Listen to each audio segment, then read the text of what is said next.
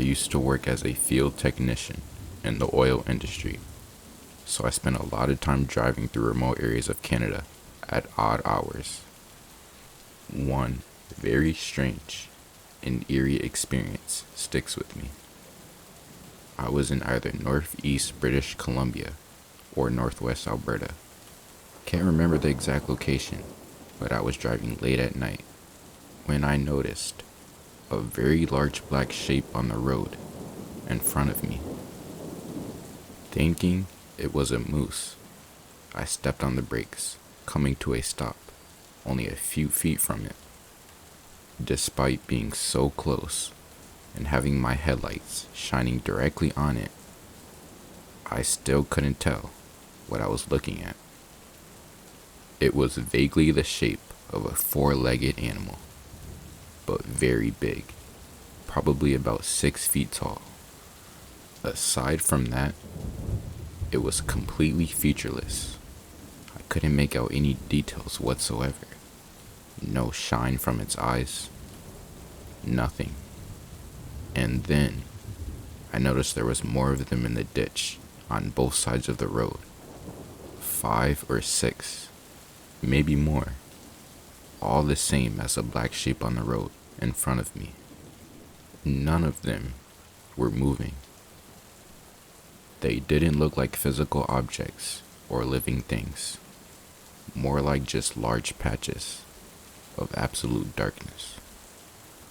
After I got over my shock, dread started to set in, and I drove around the thing on the road and sped off. I don't really believe this was a paranormal experience. I had been driving for 8+ hours through the middle of the night, and I was exhausted. Most likely, it was a hallucination caused by lack of sleep and spending too long staring straight ahead into the dark. I don't know, but it was still a very unsettling experience.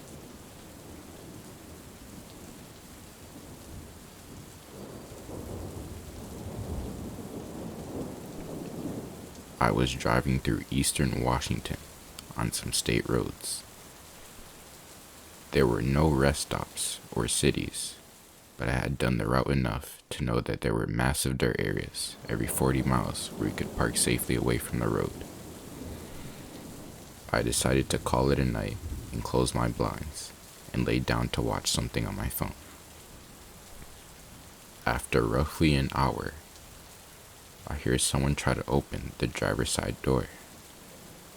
I haven't heard any vehicles on the road the whole time I'm parked, but I get up to peek out the curtains. As I'm looking out into the blackness of the driver's side window, I hear them now try the passenger side door. I peek down from the top of the curtain, but can't see anything, so I start the truck and kick on the lights. I'm fairly freaked out at this point, so I'm still not opening the curtains, but peeking through the gaps. Nothing. Nobody is standing near either of my doors or parked within sightline. I take a deep breath and close the sleeper curtains too, because for some reason, that's going to make things better, right?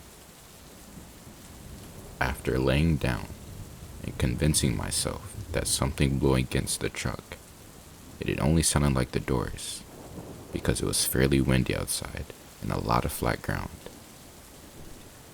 I hear what sounds like someone trying to pry open the vents on the sleeper.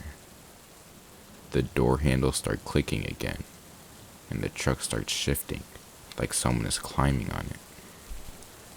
I hit the little alarm button in the sleeper, hoping to spook them off, but it does nothing but add to the noise of door handles, fingers tapping on the windows and chassis, and the hiss of air coming out of the suspension. Then suddenly, it stops.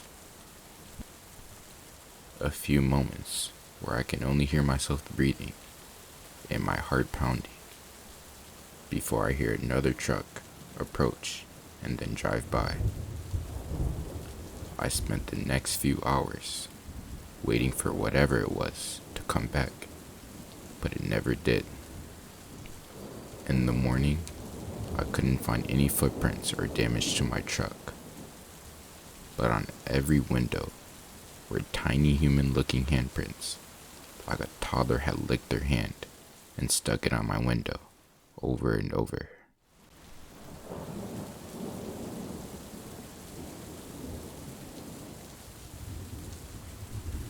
I've spent the past 4 years driving every day and night for work. I was in a fairly rural part of Mississippi, somewhere between Clarkside and Greenwood. Important note, it's all a 2-lane highway, the whole 250-mile drive home. The weather had turned pretty sour as I was leaving Clarkside. I called my wife and told her there was high wind advisories and very possible tornado threats throughout the Delta, and I'd call her as soon as I made it to a safe area again. I had already been working for 14 hours when I got into the truck, so I had ate dinner and grabbed some coffee to stay awake and alert. Now, if you've never driven through flat farmland at night for 100 miles, it's very fatiguing and spooky without inclement weather. I had driven maybe 30 miles out into the farmland when hail started bouncing off my truck. Being a Mississippi native, I knew in July that hail meant tornadoes. I pull off to the side. I'm in the middle of nowhere. No lights to be seen, no cars behind or in front of me, and start looking for the storm I believe is approaching. I rolled the passenger window down and shined a bright flashlight off into the night. Nothing there. Turned to the driver's side, and this guy has his face pushed against the glass, grinning from ear to ear. The description of his face still gives me goosebumps. It was a tall male, very, very pale white. Eyes were sunk back quite a bit. The grin is what truly got me. It was corner to corner, with crooked teeth, like the Cheshire Cat. I screamed, and he was gone. I slammed the truck in drive and took off. We have all-time running cameras on our trucks. I got to the first safe place to stop and called my wife. I didn't want to scare her, so I didn't mention the guy or the hailstorm. I did, however, pull the SD card and check the cameras. I promise you, this guy never popped up on my front or rear cameras. I have always played it off as my imagination, but I will say, I don't drive through the Delta in the dark anymore if I don't absolutely have to.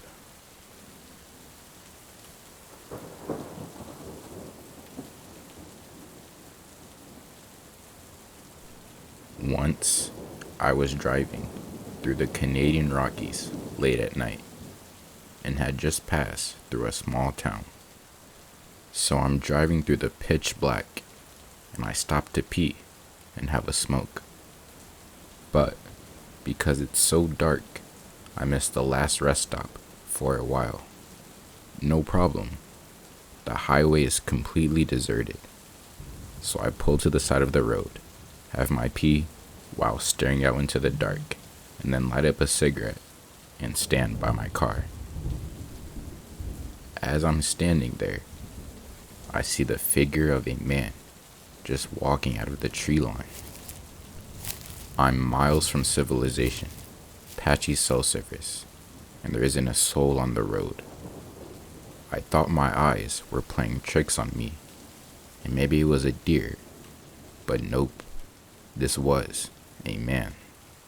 So I calmly walk back to the driver's door and get in, locking the doors behind me. I'm keeping my eye on this guy as I nervously smoke and have my car in drive, ready to peel out. but for some reason, I just stayed put. The guy walks right up to my passenger door and knocks on the window. I crack the window and I nervously ask, "What's up?"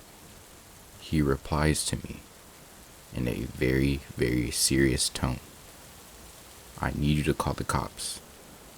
I cautiously ask why, and he tells me he had gone out into the woods to kill himself, but he couldn't go through with it because he had thought of his daughters right before he was about to do it. I call the cops while the guy quietly cries outside.